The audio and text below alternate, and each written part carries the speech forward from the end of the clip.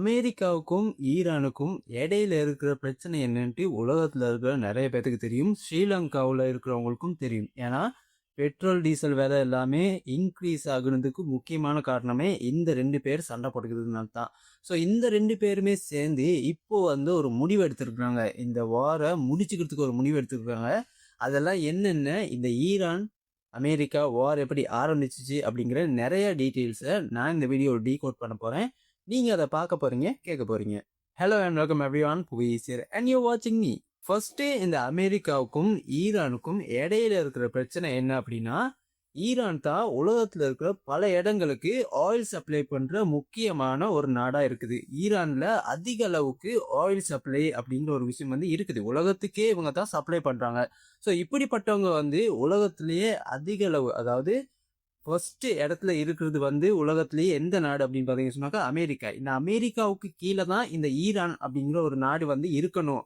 இந்த அமெரிக்காவுக்கு கீழே இருந்து தான் ஈரான் உலகத்துக்கே ஆயில் சப்ளை பண்ணணும் அப்படின்ற ஒரு விஷயத்த வந்து அமெரிக்கா பல வருஷமா ஈரான் கிட்ட கேட்டுக்கிட்டு இருக்கிறாங்க. ஆனா ஈரான் என்ன சொல்லியிருக்காங்க அப்படின்னா, நாங்க யாருக்குமே அடிமையா இருக்க மாட்டோம், யாருக்குமே கீழே இருந்து நாங்க வேலை செய்ய மாட்டோம், நாங்க வந்து சுயம்பா தான் வந்திருக்கிறோம். ஸோ நாங்க வந்து சுயம்பாத்த இந்த உலகத்துக்கே வந்து ஆயில் சப்ளை பண்ணுவோம் அப்படின்னு சொன்னாங்க. ஆனா அதை ஏத்துக்காத அமெரிக்கா, நீங்க இதை வந்து பண்ணியாகணும்னு பல வருஷமா கேட்டுக்கிட்டு இருந்தாங்க. ஆனா இந்த டொனால்ட் ட்ரம்ப் வந்து அமெரிக்காவுக்கு பிரசிடென்ட் ஆனதுக்கு அப்புறம் டொனால்ட் ட்ரம்ப் என்ன சொன்னார் அப்படின்னா, நீங்க எங்களுக்கு கீழே தான் இருக்கணும், எங்களுக்கு கீழே நீங்க இல்லை அப்படின்னு சொன்னாக்க உங்க மேல போர் தொடுக்கிறதுக்கான வாய்ப்புகள் வந்து அதிகமாவே இருக்குது அப்படின்னு சொன்னாரு. ஆனா ஈரான் எதுக்குமே பயப்படாம, நீங்க போர் தொடுத்து வந்தாலும் சரி, அதுக்கு நாங்க எப்பவுமே ரெடியா தாண்டா இருப்போம் அப்படின்னு சொன்னாங்க.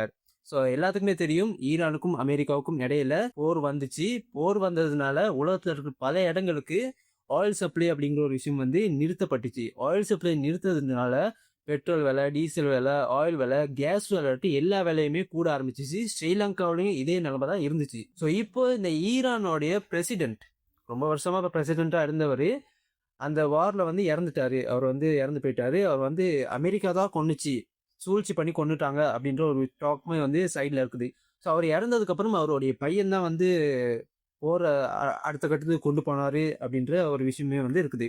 ஸோ அவரை வந்து கொண்டு போயிட்டு இருக்கும்போது, ஸோ அந்த ஜனாதிபதி, இறந்து போன முன்னாள் ஜனாதிபதி இருக்கு இல்லையா, அவரை வந்து அடக்கம் பண்ணணும் அப்படின்னா இந்த வாருக்கு ஒரு முடிவு வரணும் அப்படின்ட்டு அவருடைய மகன் வந்து சொல்லிக்கிட்டு இருந்தாரு. ஸோ அதே மாதிரி இந்த வாருக்கு ஒரு முடிவு கட்டுற விதமா ஒப்பந்தம் போடுறதுக்கு வந்து ஒரு பேச்சுவார்த்தை ஒன்று நடத்திக்கிட்டு இருக்காங்க. ஏற்கனவே தெரியும், உலக பாராளுமன்றத்துல வந்து இதை பத்தி பேசிக்கிட்டு இருந்தாங்க. அதாவது நீங்க இந்த ஈரான்ல இருந்து உலகத்துக்கு ஆயில் சப்ளை பண்ணக்கூடிய ஒரு கேட் இருக்குது.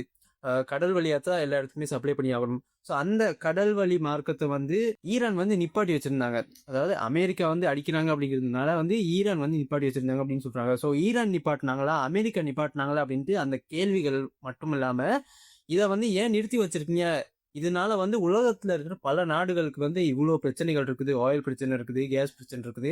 ஸோ இது எல்லாத்தையுமே வந்து இப்படி நிறுத்துங்க அப்படின்னு சொல்லி சீஸ் ஃபயர் வந்து உலக பாராளுமன்றத்தில் வந்து போட்டிருந்தாங்க.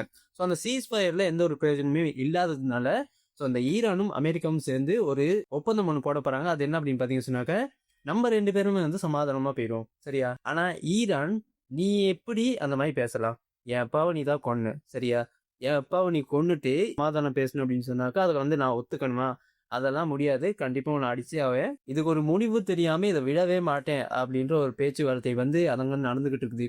உலக பாராளுமன்றம் சொன்னதையே கேட்காத ஈரான் இந்த மாதிரி ஒரு விஷயம் பண்ணிக்கிட்டு இருக்கிறதுனால உலக பாராளுமன்றத்துல இருந்து அவங்கள வந்து தனியா ஒதுக்கி வைக்கணும், இந்த உலகத்துக்கு எந்த ஒரு சம்பந்தமுமே இல்லாத மாதிரி உலக பாராளுமன்றத்துல நீங்க வந்து இருக்கவே கூடாது, ஒரு மெம்பராகவே இருக்கக்கூடாது அப்படின்ட்டு ஒரு சைட்ல வந்து பேசிக்கிட்டு இருக்காங்க.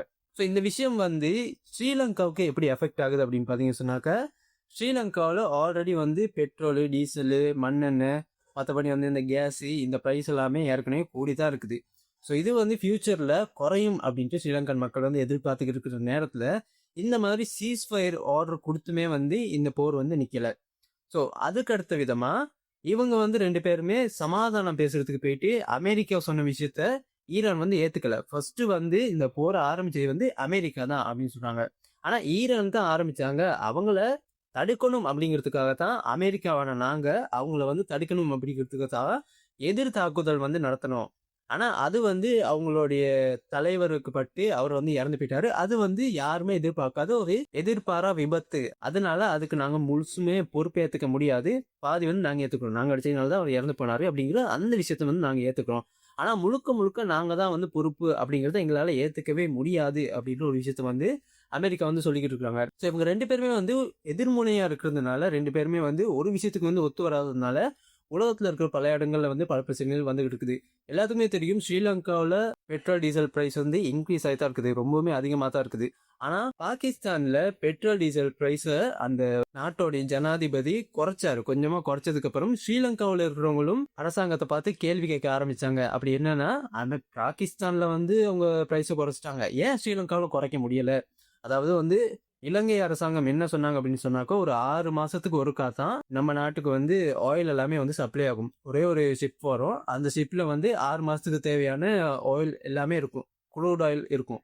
ஸோ அதை வந்து பிரிச்சு வந்து பெட்ரோல், டீசல், மண்ணெண்ணெய் அதெல்லாமே வந்து நம்ம தான் தனியாக செப்பரேட் பண்ணிக்கணும் அப்படின்னு சொல்றாங்க.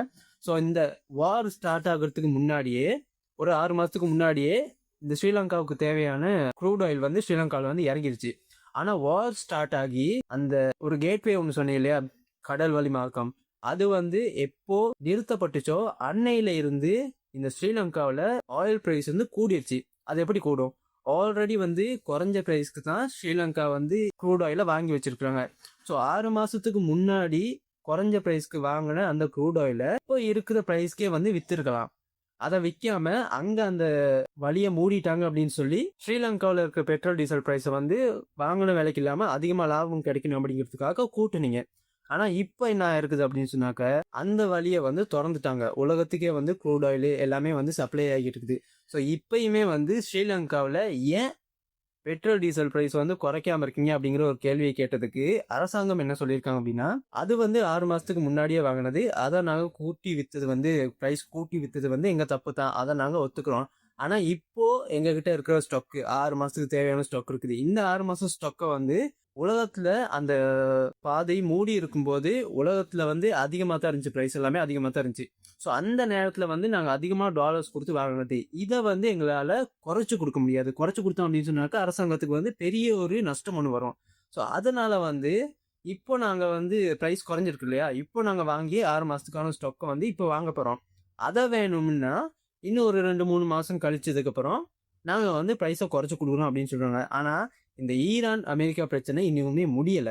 இது முடிகிற வரைக்குமே இந்த பெட்ரோல் டீசல் பிரைஸ் வந்து ஸ்ரீலங்காவில் கூடுமே தவிர குறையாது அப்படிங்கிற ஒரு பேச்சு தான் இன்னைக்கு இருக்கிற நிறைய பேர் வந்து பேசிக்கிட்டு இருக்கிறாங்க. ஆனா முக்கியமான ஒரு விஷயம் என்ன அப்படின்னு பாத்தீங்கன்னு சொன்னாக்க, இந்த இலங்கையில வந்து இந்த பெட்ரோல் டீசலுக்குன்ட்டு ஒரு பொறுப்பா ஒரு தலைவர் ஒருத்தர் இருப்பா இல்லையா, ஸோ அவர் வந்து என்ன சொல்லியிருக்காரு அப்படின்னா, இப்போ இருக்கிற ஸ்டாக்கை நம்மளால ஸ்ரீலங்கன் மக்களுக்கு குறைஞ்ச விலைக்கு வந்து கொடுக்க முடியும்.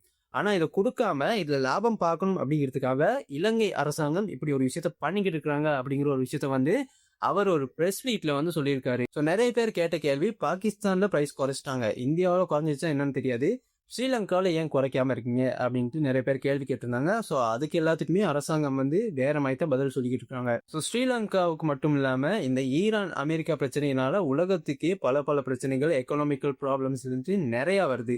ஸோ இந்த ஈரானும் அமெரிக்காவும் அடிச்சுக்கிறதுனால பெட்ரோல் டீசல் பிரைஸ் வந்து கூடுது. பெட்ரோல் டீசல் பிரைஸ் கூடுச்சு அப்படின்னு சொன்னாக்க உலகத்துல டிரான்ஸ்போர்ட் ப்ரைஸா இருக்கட்டும், கூட்ஸ் ப்ரைஸா இருக்கட்டும், ஃபுட்ஸ் அப்படின்னு சொல்லிட்டு வந்து இந்த ஒவ்வொரு இடத்துக்கு சப்ளை ஆக போற பொருட்களுடைய ப்ரைஸு, டிரான்ஸ்போர்ட் ப்ரைஸு, இதுங்க எல்லாமே வந்து கூடும். இது எல்லாம் கூடுச்சு அப்படின்னு சொன்னாக்க மக்களுடைய சாதாரண வாழ்க்கையில அவங்க சம்பாதிக்கிற காசு இன்னுமே வந்து போய்கிட்டு தான் இருக்குமே தவிர அவங்களால எந்த ஒரு சேவிங்ஸுமே பண்ண முடியாத நிலைமைக்கு தான் அவங்க வந்து இன்னுமே தள்ளப்பட்டுக்கிட்டு இருப்பாங்க. ஸோ இதை பத்தி உங்களுடைய கருத்து என்ன? ஈரான் அமெரிக்கா இவங்க 2 பேரும் அடிச்சுக்கிறத எப்படி நிறுத்தலாம் அப்படின்ட்டு உங்களுடைய ஒரு சின்ன ஐடியாவை கமெண்ட்ல சொல்லிட்டு இந்த வீடியோ மற்றவங்களும் ஷேர் பண்ணி விடுங்க. அவங்களும் தெரிஞ்சுக்கட்டும் ஸ்ரீலங்காவில் பெட்ரோல் டீசல் பிரைஸ்ல இருந்து மற்ற பிரைஸ்கள் எல்லாமே கூடுனதுக்கு என்ன காரணம் அப்படின்ட்டு மற்றவங்களுமே தெரிஞ்சுக்கட்டும். இந்த மாதிரியான நியூஸ்லாம் தெரிஞ்சுக்கணும் அப்படின்னு ஆசைப்பட்டீங்கன்னா இப்போ வீடியோ சேனலை சப்ஸ்கிரைப் பண்ணுங்க. இதே மாதிரியான இன்னொரு வீடியோவில் வந்து உங்களை மீட் பண்ணுறேன். அதோட சேசன் இருந்தால் பாய்.